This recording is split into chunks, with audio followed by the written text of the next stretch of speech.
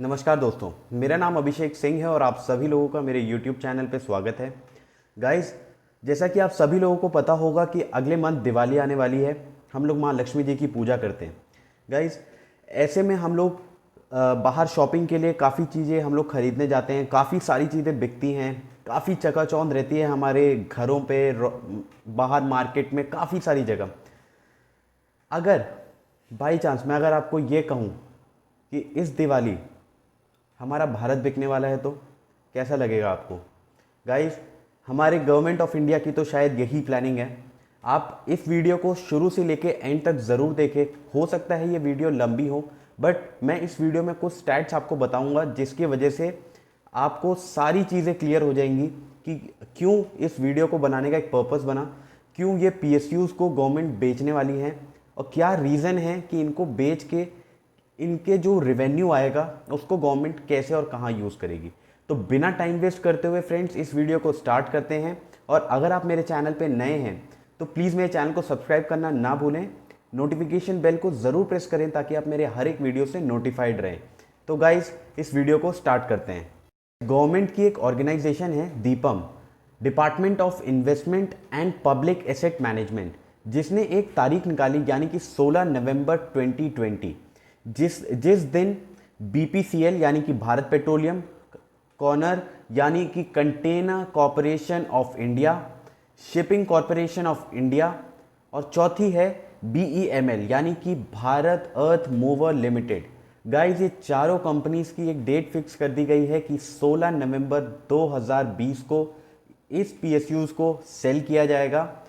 Guys, parallelly इसमें आप एक और कंपनी का नाम भी जोड़ सकते हैं जिसका नाम है एयर इंडिया।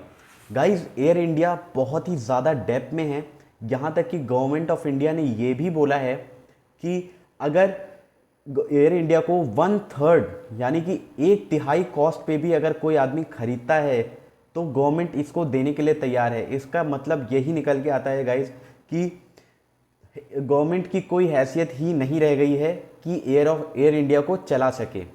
गाइस, यहाँ पे कुछ लैंड्स हैं जो कि रेलवे और डिफेंस के लिए यूज़ की जाती हैं, गवर्नमेंट उसे भी मोनेटाइज कर रही है। फॉर एन एग्जांपल, रेलवे में अराउंड 11,80,000 एकड़ लैंड है टोटल, जिसमें से ऑपरेशनल के लिए 10 लाख एकड़ यानी कि 10 लाख एकड़ दिया जाता है। टोटल 1,80,000 एकड़ जो ज़मीन है वो बच जाती है, जिसको गवर्नमेंट अभी मोनेटाइज करने जा रही है। डिफेंस में टोटल 17.95 लाख एकड़ लैंड जो है वो टोटल डिफेंस के लिए दी गई है, जिनमें से आपका आर्मी के कैंटेनमेंट के लिए अराउंड 1.6 लाख एकड़ ज़मीन जो है 62 कंटेनमेंट सेना के जो जवान हैं वहाँ रहते हैं।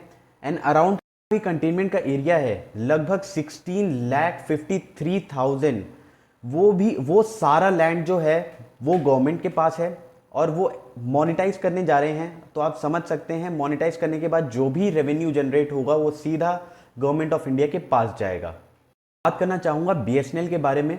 बीएसएनएल की जो टोटल रेवेन्यू जो होता था, जो टोटल है वो है 24,980 करोड़ रुपीज़ और इसको सेल किया जा रहा है पीपीपी मॉडल के थ्रू, या तो इसको जॉइंट वेंचर किया जाएगा अदर स्टेट के साथ अगर इसको रन करना हुआ तो।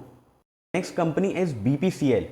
बीपीसीएल यानी कि भारत पेट्रोलियम, इसकी तारीख तय हो गई है। इसकी तारीख जो है वो तय है 16 नवंबर 2020। गाइस, इसकी जो टोटल कीमत है इसको लगाई गई है 49,460 करोड़ रुपीस। गाइस, बीपीसीएल एक ऐसी कंपनी है जो फोर्ब्स लिस्ट में भी आ चुकी है, काफ़ी अच्छा रेवेन्यू भी जनरेट कर चुकी है ये गवर्नमेंट ऑफ इंडिया के लिए। बीपीसीएल का जो टोटल एसेट है वो है 1,50,863 करोड़ रुपीस का और जो टोटल इक्विटी है वो है 3,632 करोड़ की। बट जो इसका रेवेन्यू जो जनरेट होता है वो है 2,86,438 करोड़ रुपीस। सेल किया जा रहा है 49,460 करोड़ रुपीस में। बीपीसीएल का अराउंड 52.98% का स्टेक है जो कि अब प्राइवेट होने जा रहा है। गाइज ये एक ऐसी कंपनी है जो 19 सेंचुरी यानी कि 19 सेंचुरी से चलती आ रही है। 1976 में इसको नेशनलाइज किया गया था और ये एक बहुत ही पुरानी कंपनी है। दूसरी कंपनी है उसका नाम है कॉन्कर, जिसका फुल फॉर्म है container corporation of India. Guys ये एक ऐसी कंपनी है जो रेलवे के साथ मिलके काम करती है। गाइज इसका अराउंड 7,000 करोड़ यानी कि 30% का जो स्टेक है वो सेल होगा और इसमें अराउंड टोटल एसेट है वो है 11,566 करोड़ रुपीस और जिसमें से इनकी टोटल इक्विटी है 10,000 करोड़ की। ये जो रेवेन्यू जनरेट करती है वो है 6,000 करोड़ रुपीस का और सोचिए इसको बेचा जा रहा है 7,000 करोड़ रुपीस में। तो सेल करके इसकी कीमत तो वसूल ली जाएगी, इसका पूरी बैलेंस आप कर तो लेंगे सारे पेमेंट का, लेकिन इसका जो एसेट बचेगा, जितने लोग अनएम्प्लॉयड होंगे उन सबका क्या होगा। उनका ये जो कंपनी है ये भी एक बहुत ही पुरानी कंपनी है। ये अराउंड 1988 में इस कंपनी को एस्टैब्लिश किया गया था। थर्ड कंपनी है उसका नाम है शिपिंग कॉरपोरेशन ऑफ इंडिया। इसको गवर्नमेंट 1545 करोड़ रुपीस में इसको सेल कर रही है, क्योंकि दिवाली का टाइम है, सेल तो होना ही है, तो कुछ ना कुछ तो सेल करेगी ही गवर्नमेंट। इसका जो हेडक्वार्टर है वो है मुंबई में। गाइज गवर्नमेंट को इससे अराउंड 25 करोड़ रुपीस का जो रेवेन्यू मिलता था, हर साल मिलता था और इसका जो टोटल एसेट था वो 13,722 करोड़ का था। इसकी टोटल इक्विटी जो होती थी वो थी अराउंड 7,298 करोड़ की।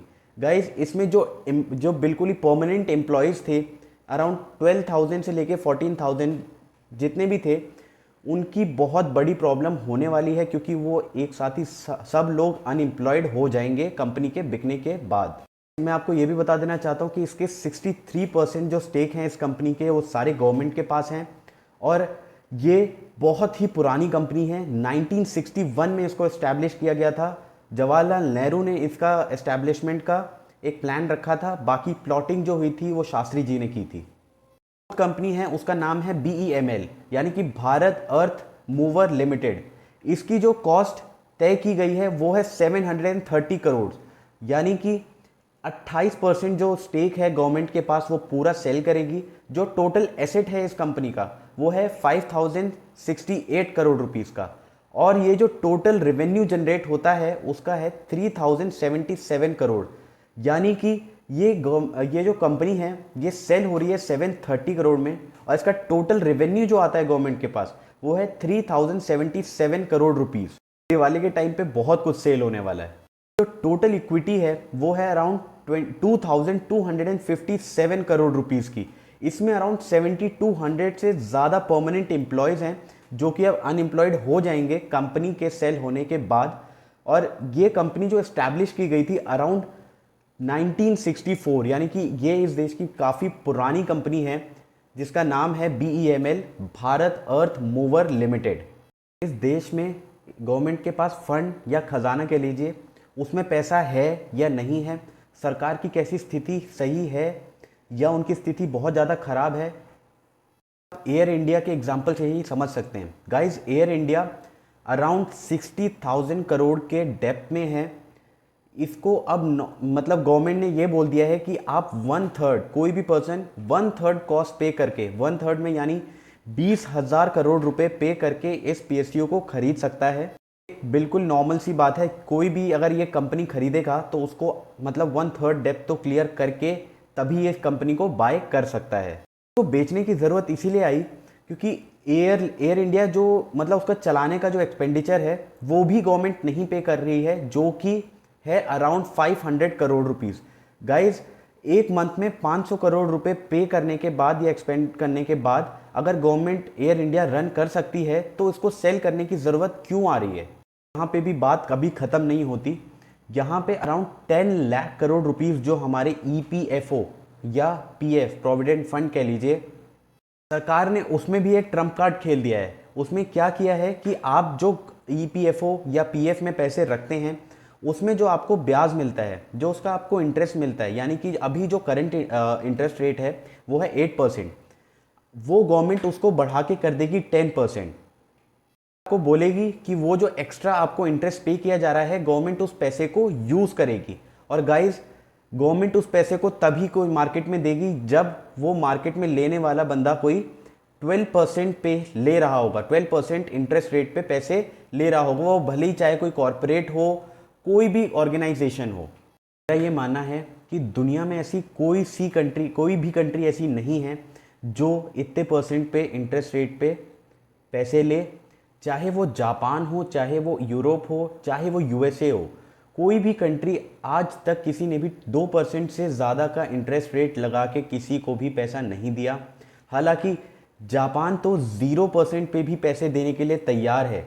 गाइस मेरा एक यही क्वेश्चन है, कमेंट में ज़रूर बताइएगा कि कौन ऐसा मार्केट में होगा जो 12% के इंटरेस्ट रेट पे पैसे लेगा, और उसका लेगा तो करेगा ही क्या, क्योंकि 12% बहुत ही ज़्यादा बड़ी चीज़ होती है। और फ्रेंड्स मैं आपको एक और बात बता दूं कि मुझे तो ऐसा लगता है कि पैसे पीएफ से लेने का यही मतलब है। ऑफ इंडिया की नज़र अब ईपीएफओ और पीएफ पे भी आ चुकी है, उसके पैसे भी डिडक्ट होने स्टार्ट हो जाएंगे। गाइस मैं अपनी वीडियो यहीं एंड करता हूँ। वीडियो की समरी में आपको मैं बस इतना बताना चाहूँगा कि आज की डेट में बहुत सारे लोग ऐसी हैं, बहुत सारी फैमिलीज़ ऐसी हैं जिनकी मतलब सैलरी कट की गई हैं कोरोना वायरस के पैंडेमिक की सिचुएशन में। कुछ इंडस्ट्रीज ऐसी हैं जो बैठ गई हैं, बिल्कुल बंद हो चुकी हैं। काफ़ी सारी स्मॉल बिजनेसेस या एमएसएमईज जिनको गवर्नमेंट ने बोला था कि हम इतने रुपीस दे के सपोर्ट करेंगे और उनके एस्टैब्लिशमेंट में हम वर्क करेंगे, ये भी अभी कोई ग्राउंड लेवल पे काम नहीं दिख रहा है। गाइस मान लगा सकते हैं कि हमारे गवर्नमेंट ऑफ इंडिया की अभी अभी कैसी सिचुएशन है, और बहुत हाथ पैर फूल चुके हैं कहीं पे भी एक्सपेंडिचर करने के लिए। तो गाइस कैसी लगी आपको ये वीडियो? अगर अच्छी लगी हो तो प्लीज़ इस वीडियो को शेयर करिएगा, मेरे चैनल को ज़रूर सब्सक्राइब करिएगा और लाइक करिएगा इसको, और कमेंट करके ज़रूर बताइएगा कि कौन सा पार्ट आपको ज़्यादा अच्छा लगा। चलिए फ्रेंड्स, अगले वीडियो में ज़रूर मिलेंगे। Good bye.